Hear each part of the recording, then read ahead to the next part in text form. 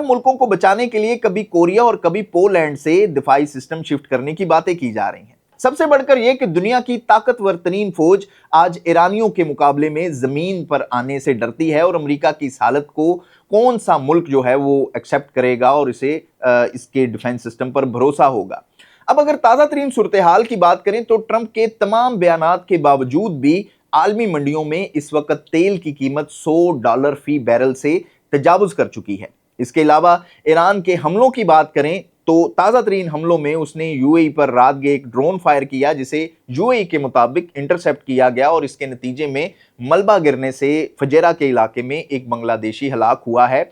इसके अलावा जी Israeli media का यह कहना है कि रात से सुबह तक ईरान ने तकरीबन 4 से 6 मिसाइल तेल अवीव पर फायर किए जिसके नतीजे में इसके 16 अफराद जख्मी हुए हैं। और सबसे बड़ा हमला रात को कुवैत के एक ऑयल डिपो पर किया गया जहां रात से अभी तक आग भी लगी हुई है।